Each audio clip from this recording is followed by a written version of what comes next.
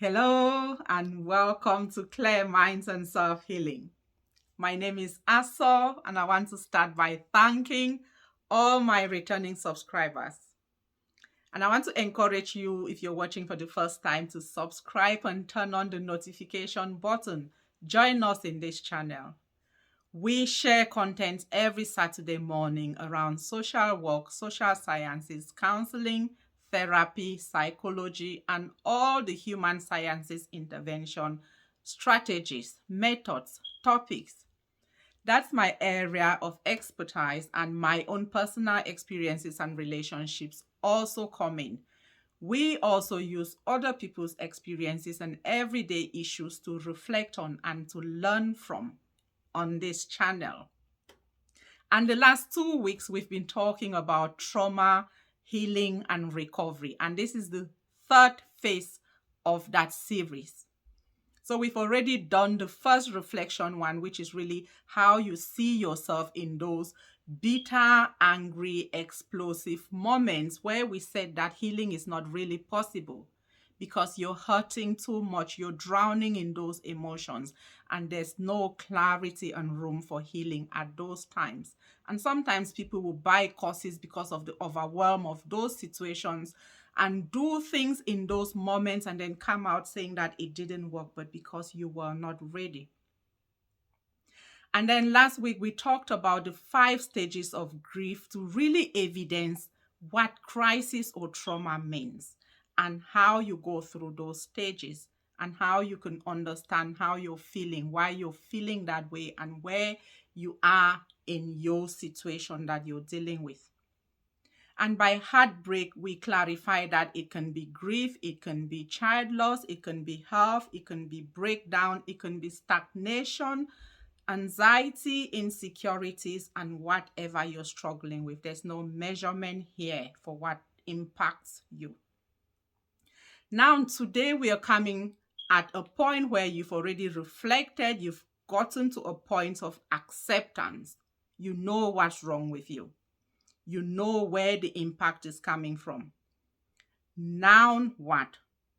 How can I deal with this overwhelming feeling, these emotions, this self-hate, this self-doubt, this brokenness? How do I resolve these things that are now scaringly aware to me? Because sometimes awareness can be scary. You now know the overwhelming thing that you're dealing with. And for some people, it doesn't bring comfort, but for you, it should. Because now you can put a person-targeted plan into place. So the first one is emotional outlets. Being able to really find a way to explore those emotions, to open up and let them out. Some people scream. Some people talk to themselves. Therapists use those things where they say the empty chair across the room, like really self-talk.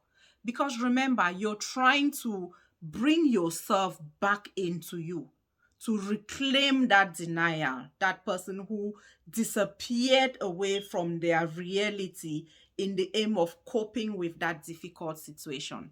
So talk to yourself, talk to a confidant, talk to a priest, talk to a therapist. You're at the point now where you can open up, as painful as it remains, about that issue. Because for most people, they find clarity in that talking. When you talk to someone else, you find the words to express those feelings and you get them out there. And once they are out there, you can seek solutions for them.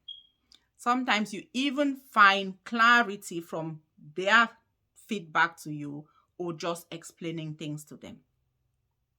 The second one is prayer. I know not everybody is a believer, but prayer is a powerful recovery tool from any sort of trauma. Because you find that quiet space to go down on your knees or to just go into yourself and speak out quietly or aloud to somebody. By the time you come to a point of prayer, a few things have happened to you and that point of depression and stagnation. you now know that you no longer want to be in that place. You know that you want a better place. And you know that there's someone you believe in who is bigger, and you know that you're worthy of that person's time and praise. So you're already finding value in yourself, which was not there during your grief. And when you go down and put your words into voices, when you go down and really verbalize what you're going through, for instance, God, this is what I've been going through. This is how long I've been going through it. This is the impact that it has on me. And this is the outcome that I'm praying for. Those are powerful words and messages and statements. Think about that broken, grieving, angry, bitter, self-hating person who now wants better, who deserves better, who is begging for better, who knows what is wrong with them, who knows the impact it has on them, and who now knows the outcome that they want for life. So that's really, really important, and that's something that you should seek when you're struggling in your life.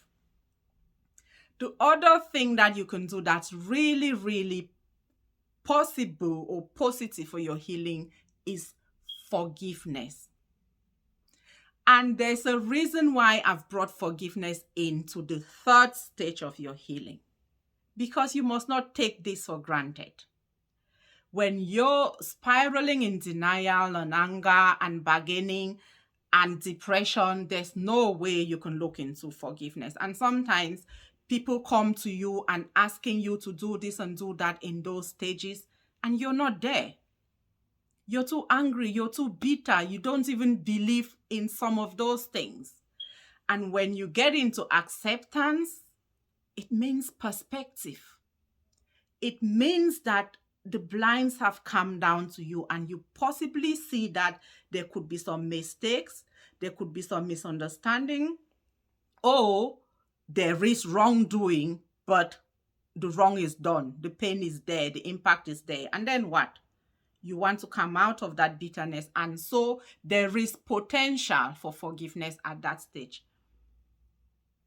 The next one that comes after forgiveness is reconciliation. And that's almost deeper than forgiveness, because sometimes you can forgive just because you want to let go and stop dwelling in it.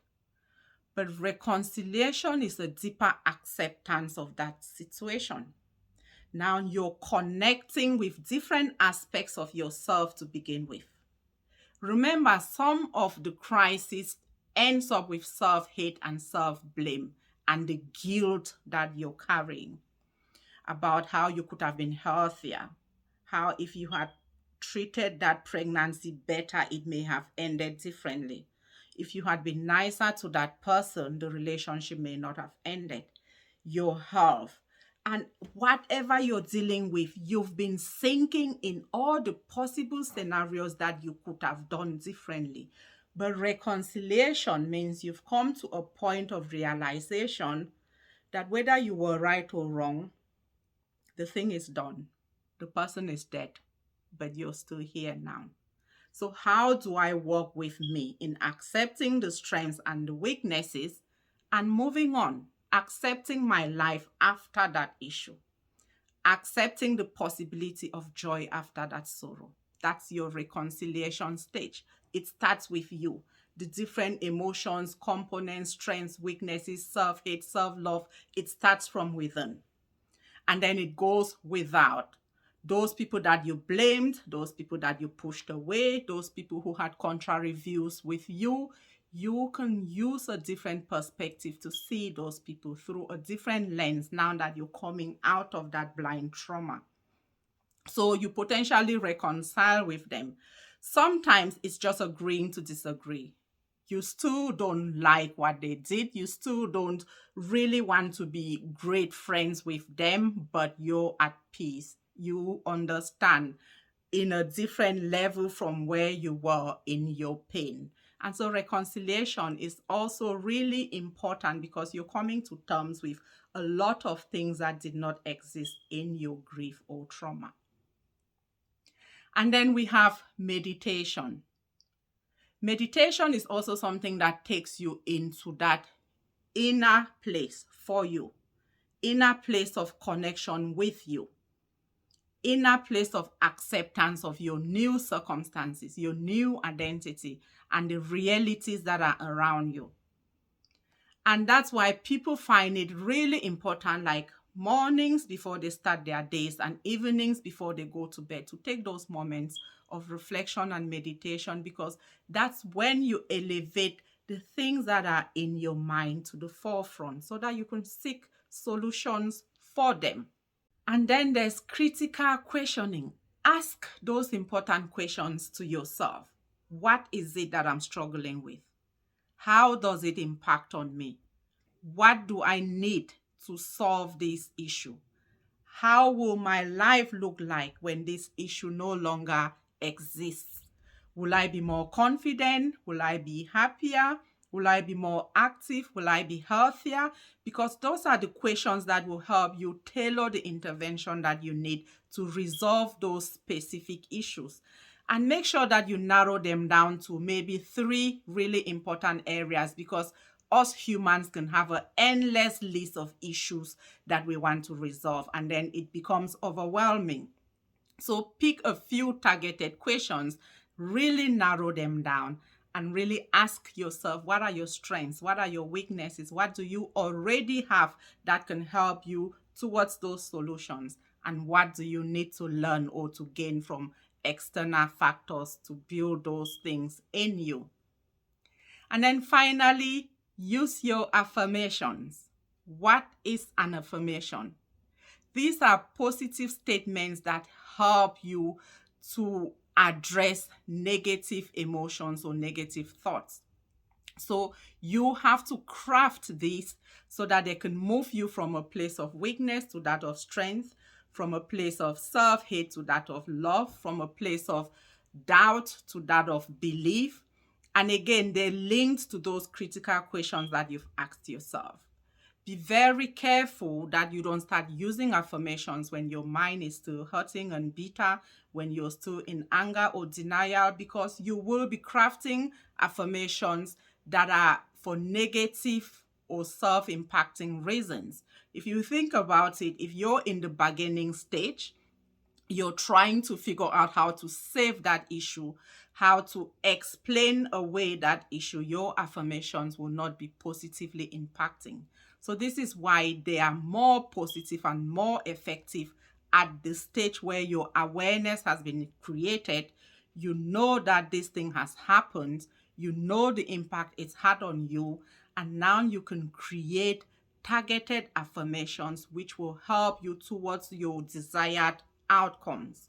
So whether they are self goals, whether they are professional goals, whether they are health goals, and whatever, your affirmations will be more targeted and more genuine at this stage of your healing. Use them consistently and make sure that you are the pilot. They are directed towards you. They are first person singular. So this is the general aspects of the healing for you. You're now aware of what you want. You're now aware of the impact of the trauma on you. Now, how do I build on me? Because you're the self-healer. You're the driver that will bring you to that desired outcome. And whatever it is that you've identified, these strategies are meant to zone in on you so that you can build on you and then confidently seek that external support to get you to those things that you really want to overcome.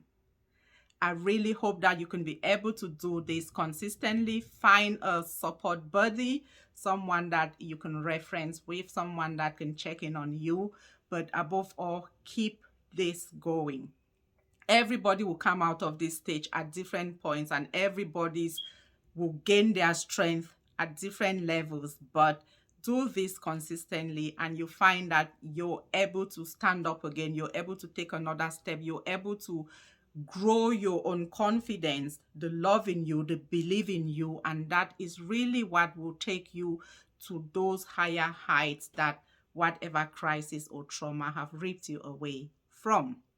So Thanks for joining us. Subscribe again and share this message so that it can motivate, empower, and change someone else's life, because that's the purpose of this channel.